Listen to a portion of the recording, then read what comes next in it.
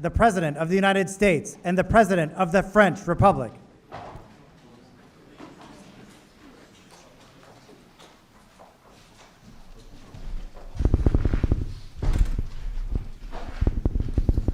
Everyone, please take a seat if you have one.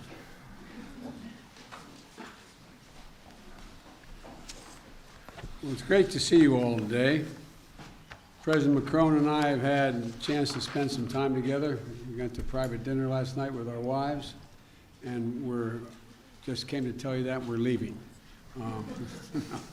But it's wonderful to have him here. We've had great conversations and always appreciate the opportunity to share ideas with you, Mr. President. And I especially enjoyed our time that Jill and I and Brigitte had last night in our visit. First time I've gone to dinner, a private dinner in Washington in a long, long time.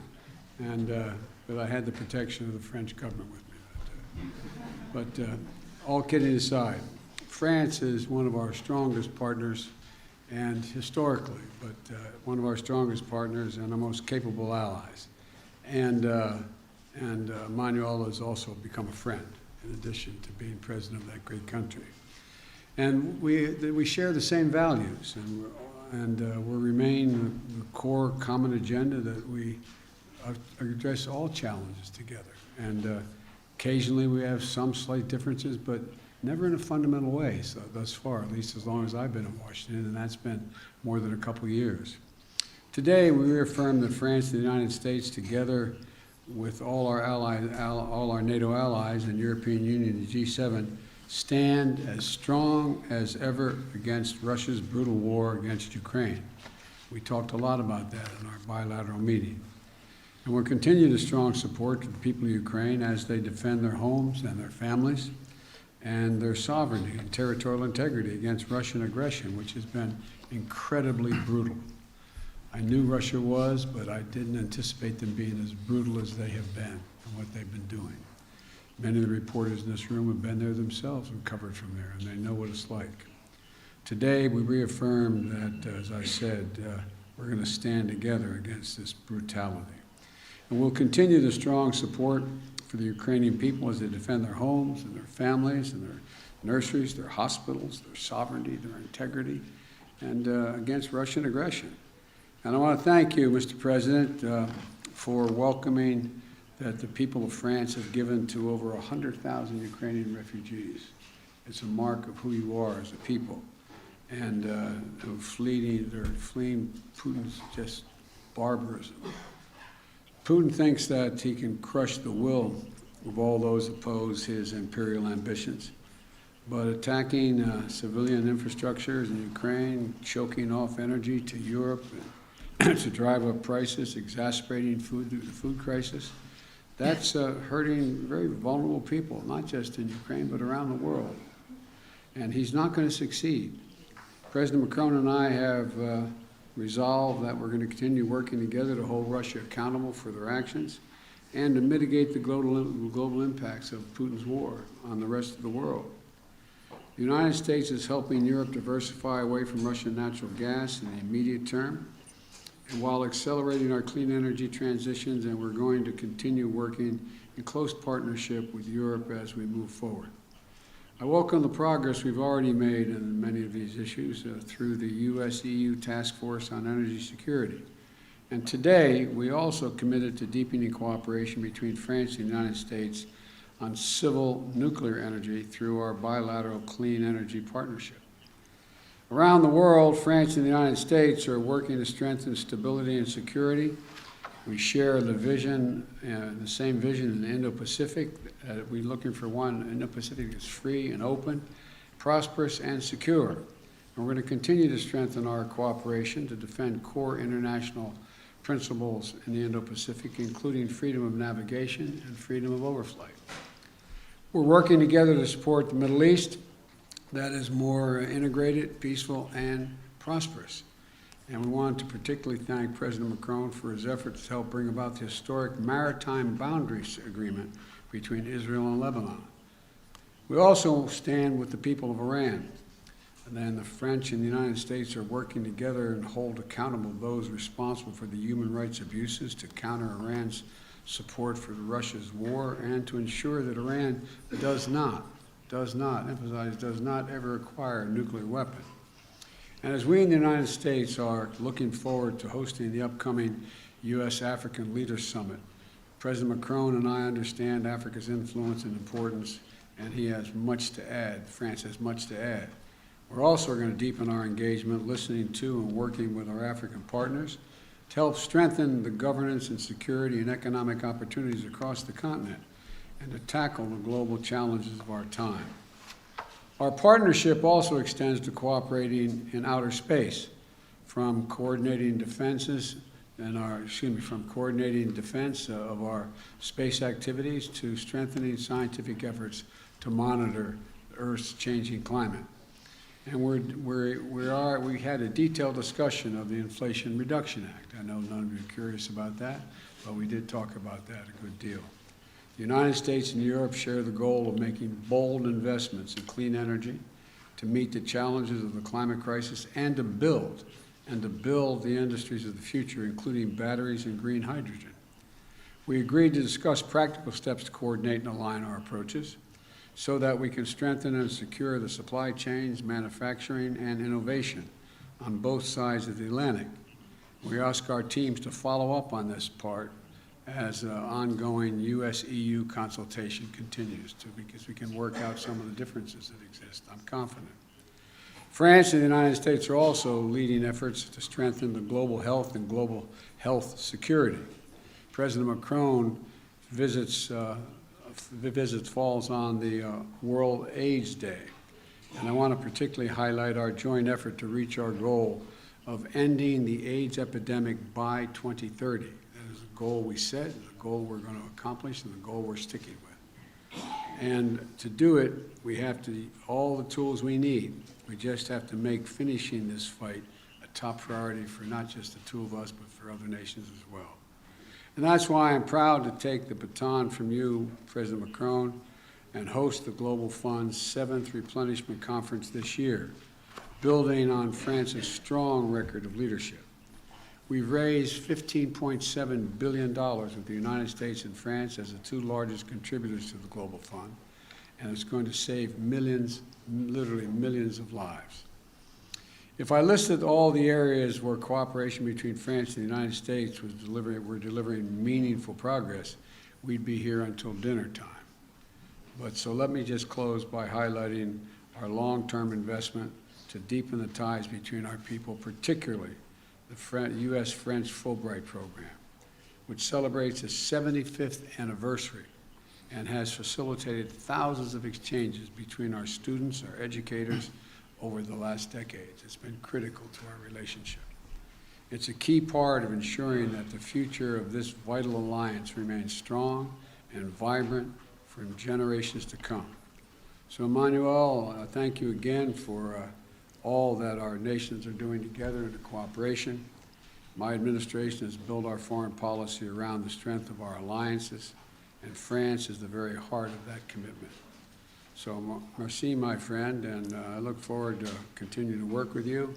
And as I used to say in the body I worked on a long time in the United States Senate, the floor is yours. Merci, Monsieur le Président. Monsieur le Président. Thank you, Mr. President. Mr. President, dear Joe, thank you ever so much for these words that very much reflect the discussions we just had. But most importantly, thank you very much for your warm welcome. And indeed, together with my wife, Brigitte, we were very pleased to share this moment together with you and your spouse last night. And let me tell you how honored and moved we are, both my delegation and myself, to be here, invited by you on the occasion of this first state visit by your administration. And regarding this relationship, we said it this morning, and you just said it again, this heritage is based on life sacrifice, on so much. And I would like to say that over centuries, every time there was something vital at stake, we were there, one for the other, without any doubt, without any hesitation. And this is very much what should structure the rest of it. It is this spirit that is prevailing in the current circumstances since last February. And I did not repeat what President Biden perfectly described.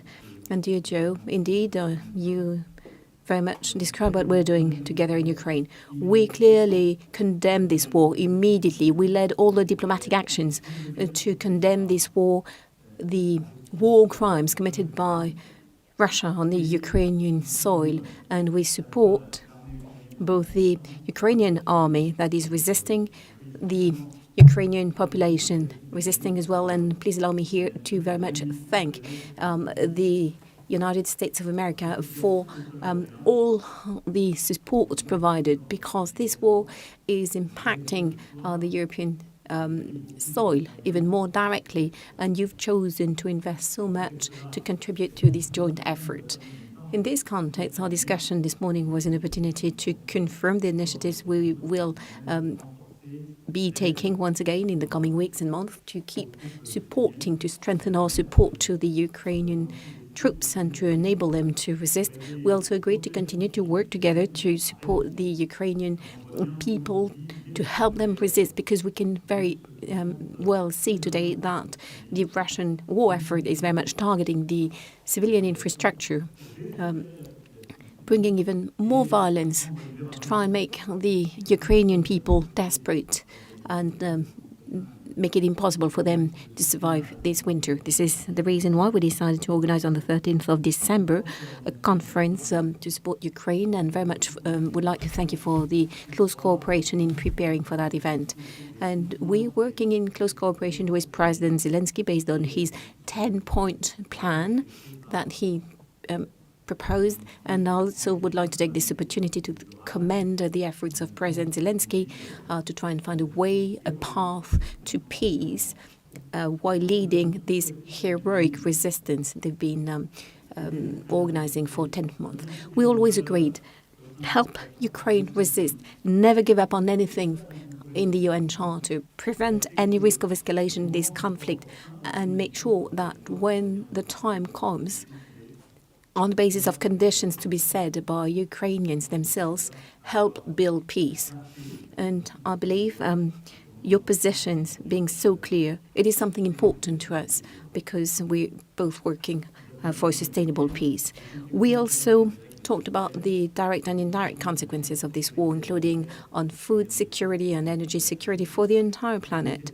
And our joint initiatives within the G20, the G7, very much go in that direction. And we also recall this morning all of that, all we're doing to try and help all countries to weather the consequences of the conflict on their economies.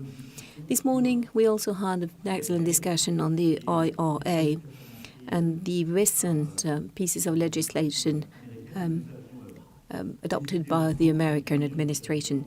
And like President Biden just said, we agreed to resynchronize our approaches, our agendas, in order to invest in critical emerging industries, semiconductors, batteries, hydrogen, everything that is absolutely decisive. Because, as a matter of fact, we share the same vision and the same willingness. President Biden wishes to create more industrial jobs in the long run for his country, and to build a strong industry and secure your supplies. And this is very much our approach as well. And this is the reason why we task our teams to continue this work in close cooperation, coordination, to find solutions on the topics we identified. And of course, we will coordinate with all of the Europeans and with you to have an agenda that will only bring more jobs, industry jobs, in the United States as well as in Europe, and guarantee the strength and the resilience of our supply chains. And to do that with a strong integration. This European work is also the one we want to deliver on all of the issues on our agenda. And President, you just said it. What we would like to do as well is work on a number of topics of the future. And yesterday we had some sessions, working sessions, and our ministers and teams have been working as well, so that we could approve an agenda of hope and for the future. Like I said this morning, in the space industry, research, exploration, but as well the industry of the future. Civil nuclear industry, here again with some common research projects, in particular on the most advanced technique, because I believe I can say on behalf of both of us that the civil nuclear industry is very much part of the energy mix in which we believe in, that will not only bring jobs, but enables us as well to have a secure supply and to meet our climate objectives. We also talked about the quantum issues with a number of stakeholders, innovation, and here as well our delegations are here to illustrate the work that is taking place so that we can deliver on that common agenda. Lastly, we also have all of our commitments on the major international challenges, which are very much, I would say, feeding our relationship as well. And I can only tell you once again how pleased we were with your choices that very much match your history and your campaign commitments. The fact that you're back on major international challenges such as health and climate, it is really a new deal. And we've been resisting for a number of years, and now we're being able to re-engage with you.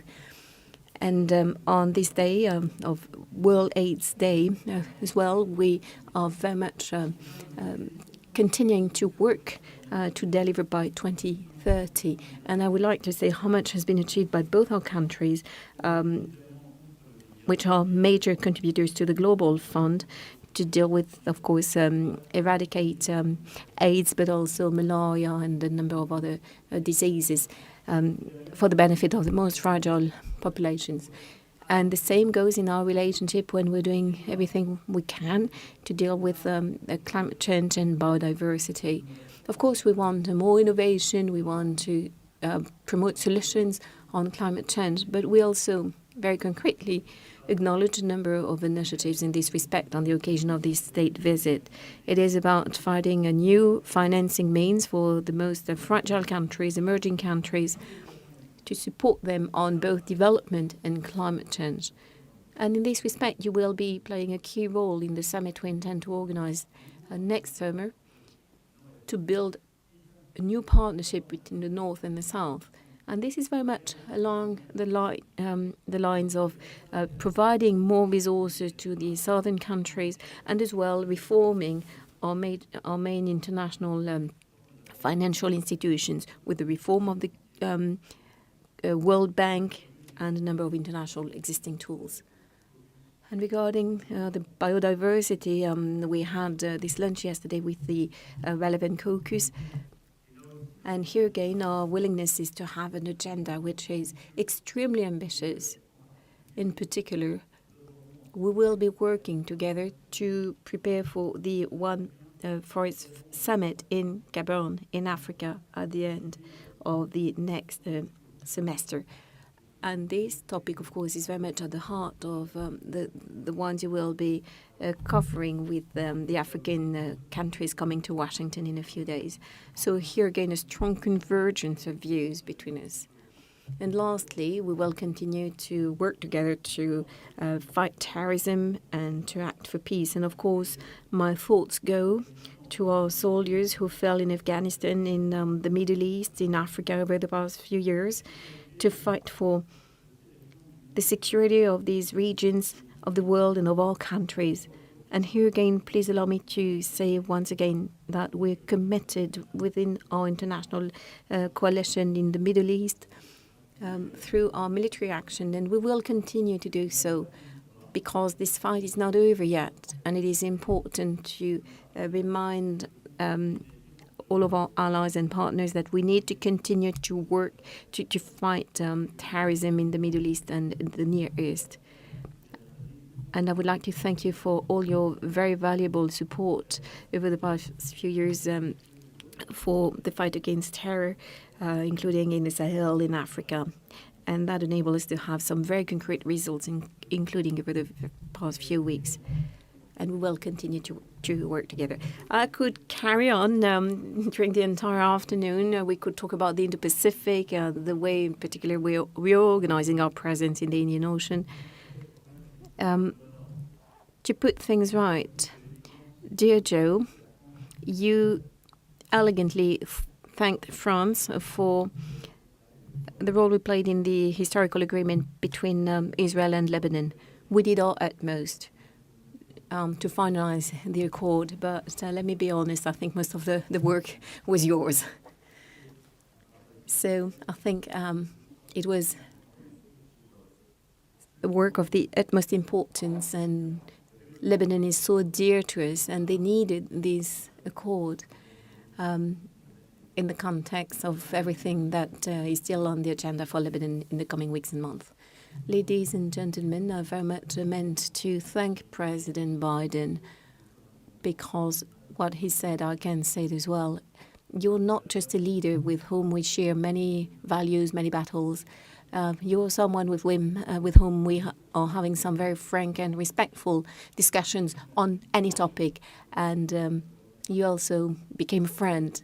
And so thank you ever so much for this warm welcome and for the importance of being able to spend some time together now, so important for our joint future. Thank you.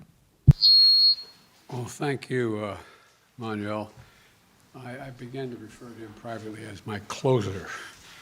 That deal with Lebanon and Israel, we did negotiate, but we needed a closer to get the job done, and you did it, and thank you very much.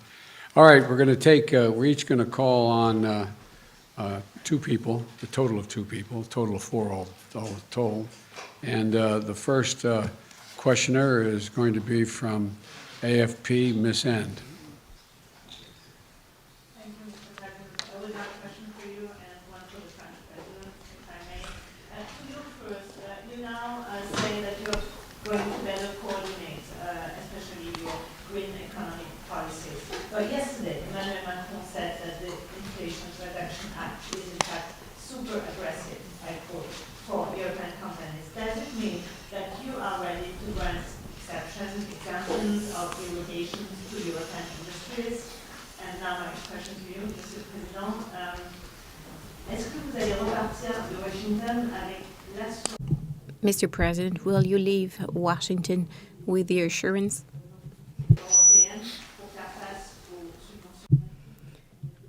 that you will be able to deal with these massive subventions? The journalist doesn't have a microphone. So you think there's a risk of generating divisions? I'll answer the last question since I didn't hear any of it. I didn't understand a word of it, so I'll answer it. I will take care of it. No, look, the United States makes no apology, and I make no apology since I wrote it for the legislation you're talking about. But there are occasions when you write a massive piece of legislation, and that has almost $368 billion for the largest investment in climate change of all of history. And so there's obviously going to be glitches in it and need to reconcile changes in it. For example, there's a provision in it that says that there is an exception for anyone who has a free trade agreement with us. Well, that was added by a member of the United States Congress who acknowledges that he just meant allies. He didn't mean literally free trade agreement. So there's a lot we can work out. But the essence of it is we're going to make sure that the United States continues, and just as I hope Europe will be able to continue, not to have to rely on anybody else's supply chain. We are our own supply chain, and we share that with Europe and all of our allies, and they will, in fact, have the opportunity to do the same thing. So there's tweaks that we can make that can fundamentally make it easier for European countries to participate and or be on their own. But that is something that is a matter to be worked out. There is no fundamental, it was never intended when I wrote the legislation, never intended to exclude folks who were cooperating with us. That was not the intention. The intention was to make sure we're no longer in a position when there was a pandemic in Asia and China decided they're going to no longer sell us computer chips. We invented the damn things, so Anyway, but my point is, we're back in business, Europe is back in business, and we're going to continue to create manufacturing jobs in America, but not at the expense of Europe. Ce que nous avons échangé avec what we've been discussing with President Biden and what, as a matter of fact, he just said, and that's what I talked about with the caucus yesterday. That's simple. The United States of America adopted a piece of legislation for their country, for their industry, which with a common objective goal that we share: creating jobs, creating opportunities for the middle class, and succeeding in implementing the energy transition. The reality is that the consequences, as we've seen in our discussions, it is certainly not the intention of the United States, but as a matter of fact, projects that were growing, being developed in Europe, there's such a difference in subsidies that these projects might come to an end. And a number of senators yesterday said it was certainly not their intention. So France simply did not come to ask for an exemption or another for our economy, but simply to discuss the consequences of this legislation. And the news, the circumstances mean that we have no alternative but to work together. So therefore, I believe we need to resynchronize, as I say, find a new policy to clarify our goals and continue together. And the discussion we had this morning was extremely clear. And I could feel the very same intent on behalf of the members of the Congress yesterday. The wish of President Biden is to rebuild a strong industry here and to have somehow to secure some technology solutions for the future. France wishes exactly the same thing for itself. And we've been fighting day in, day out to do the very same thing in our country. And this enables us to put an end to some 15 years of industry loss in our country and to have new manufacturing jobs. And so we'll be working on that, and we decided to do that together with the other members of the European Union and the European Commission. So we will work on the technical elements to make sure that there is no domino effect on ongoing projects in Europe. We want to succeed together, not one against the other. It's been clear. This is the outcome of our discussions this morning, and this is exactly the philosophy that I share, and it is the one that we need. Bonjour, messieurs les présidents. William Galli. President William Galibert on behalf of RTL Radio. In French, President Biden will say there is no love, there is only proof of love. Do you feel that your French friend will go home very much reassured? Do you feel you were able to reassure your European friends? And to be more precise, President Macron, do you have some specific deadlines or specific industries in relation to which you're hoping to have some adaptation of the economic policies of the United States?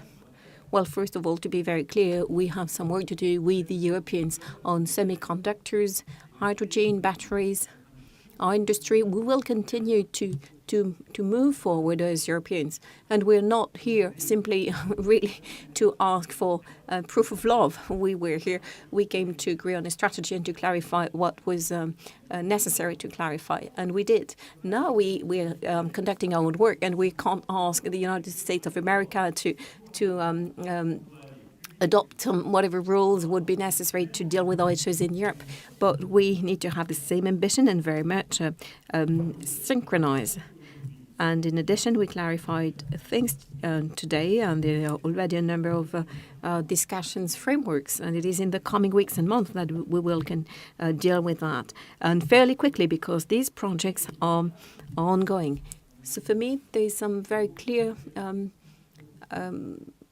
strategy. We've had some very frank discussions, and I believe accordingly that in the coming days, the discussions we will be having with the European Commission, the discussions we'll have in close cooperation with our German partners and others will enable us to very much clarify all of this without any difficulty. So I'm going home confident but as well lucid as to what remains to be done on the European side, which is a good thing.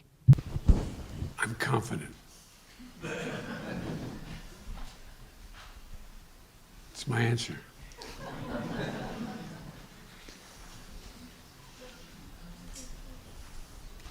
Okay, who's the next question? Got my list here. On this side. Is it my turn to call on someone? Right? Okay, how about NPR, Tom Merkis? Thank you, Mr. President. I have a domestic question for you, and then Mr. Macron, I have a question for you about Ukraine. But first, President Biden, do the freight rail workers deserve more than 1 day of paid sick leave, like millions of Americans have? And if so, why didn't you negotiate for that when you were helping to negotiate that contract that you now want Congress to impose? I love you guys. I negotiated a contract no one else could negotiate. The only thing that was left out was whether or not it was paid leave. You know, I've been trying to get paid leave, not just for rail workers, for everybody. But that other team, they're called the Republicans, they voted against it. They said we couldn't do it. We're one of the few nations in the world that don't have paid leave for our workers. And so what we're doing is we can't afford to have, and by the way, in the meantime, they got a 45% increase in salary, et cetera. There's a lot of good things that happened in that.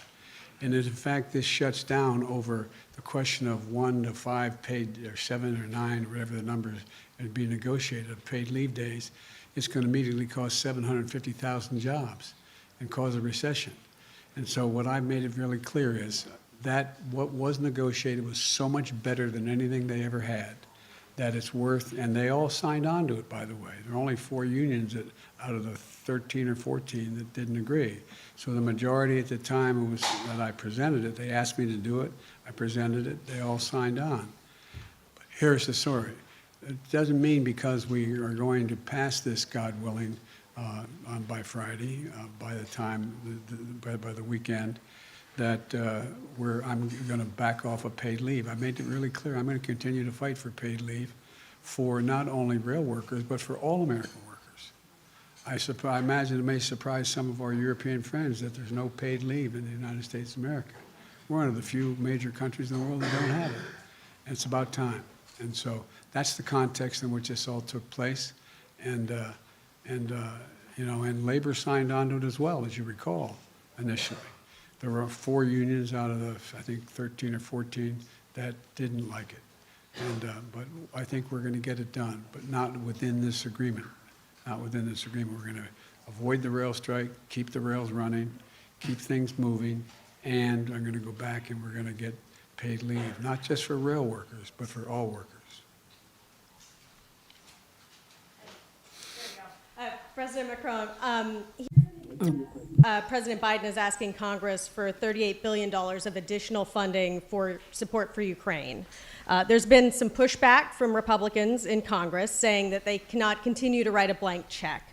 So do you have confidence that the United States will be able to continue supporting Ukraine's defense in the way it has over the past year, in the months going forward? And did you talk to President Biden about trying to urge Ukraine to negotiate to end this war, especially with winter bearing down and the effects on energy prices? Look, I do thank President Biden and his administration for the great commitment they had vis-à-vis Ukrainian people. And let me just say that our 2 nations are made of values and history. And what is at stake in Ukraine is not just very far from here, in a small country somewhere in Europe, but it's about our values, and it's about our principles, and it's about what we agreed together in the UN Charter, protecting sovereignty, in territorial integrity. And this is why I do believe that having the US strongly supporting the Ukrainians in that time is very important, not just for the Ukrainians. For the Europeans, we are. This is why we do thank you for this solidarity. But for the stability of our world today. Because if we consider that we can abandon the country and abandon the full respect of these principles, it means that there is no possible stability in this world. So I think it's extremely important to have you so much committed. So I'm confident because I think your people and your representatives do endorse and understand this objective. We will follow up our own support. We increased our military support. We increased our economic support. We are increasing our humanitarian support. And for the second question you raised, let me tell you that we will never urge the Ukrainians to make a compromise which will not be acceptable for them. Because they are so brave and they defend precisely their lives, their nation, and our principles. And because it will never build a sustainable peace. If we want a sustainable peace, we have to respect the Ukrainians to decide the moment and the conditions in which they will negotiate about their territory and their future.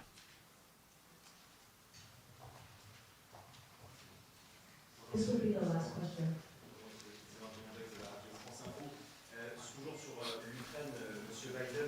Emmanuel Macron doit s'entretenir dans les prochains jours, les prochaines semaines avec Vladimir Poutine.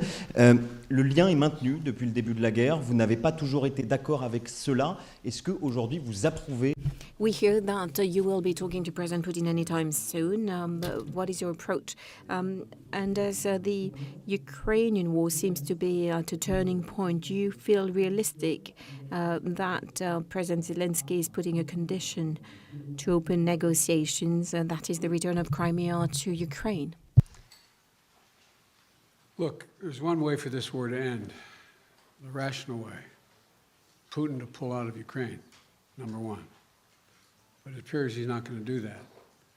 He's paying a very heavy price for failing to do it, but he's inflicting incredible carnage on the civilian population of Ukraine, bombing nurseries, hospitals, children's homes. It's sick what he's doing.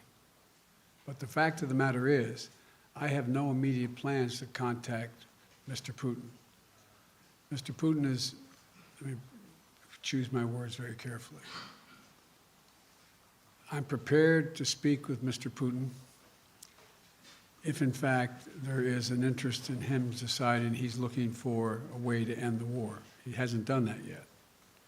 If that's the case, in consultation with my French and my NATO friends, I'll be happy to sit down with Putin to see what he has in mind. He hasn't done that yet. In the meantime, I think it's absolutely critical what Emmanuel said. We must support the Ukrainian people. The idea that Putin is ever going to defeat Ukraine is beyond comprehension. Imagine them trying to occupy that country for the next 2, 5, 10, 20 years, if they could. He's miscalculated every single thing he initially calculated. He thought he'd be greeted with open arms by the Russian-speaking portions of the Ukrainian population. Go back and read his speech when he invaded, when I said they were going to invade, and they did when we said they were. Go back and read the speech he made. He talked about him with needing to be another Peter the Great. He talked about the need for the people that Kyiv is the mother lode of Russian identity in the beginning, et cetera, et cetera. He's just miscalculated across the board. And so the question is, what is his decision? How does he get himself out of the circumstance he's in? I'm prepared, if he's willing to talk, to find out what he's willing to do, but I'll only do it in consultation with my NATO allies. I'm not going to do it on my own. Thank you. Sur la question que... Regarding your question and the preconditions or the conditions set by the Ukrainian president, I believe that what is important for all of us to look at is that as Ukraine is resisting, suffering from war crimes, attacks on their civilian infrastructure, leading counteroffensive, President Zelensky presented a 10-point peace plan. So we, I believe, very much need to continue to engage with him because there is a genuine willingness on behalf of Ukraine to discuss these matters, and we acknowledge it and we commend it. And For a number of years, I was in charge of monitoring the implementation of the Minsk agreements. And the last meeting between President Zelensky and President Putin, the only one, December 2019, at the time I was with Chancellor Merkel. And I can tell you that I saw a president who was sincere in his willingness to talk and to negotiate. And since he was elected until May, President Zelensky was very much willing to talk and negotiate. The one who wanted to go to war, to wage war, was President Putin. And I could say it by myself, including when I visited Russia and Ukraine at the beginning of February. So it's only legitimate that President Zelensky sets some conditions to talk. We need to work on what could be into a peace agreement, but it is for him to tell us when the time comes and what the choices of the Ukrainians are. So once this has been said, indeed, I will continue to talk to President Putin, and as a matter of fact, we talked about it this morning with President Biden, because we constantly as well try to prevent escalation and to get some very concrete results. So I will talk to him about security and safety of nuclear plants in the areas that are being claimed, including Zaporizhzhia in particular. And over the past few months, we did some work on the Chernobyl nuclear plant, and there's some outstanding work ongoing, which is very important by Mr. Grossi and his agency, the IAEA. So we will continue. Thank you so much. Ladies and gentlemen, distinguished guests, please remain in your seats until the official delegations have departed. Thank you.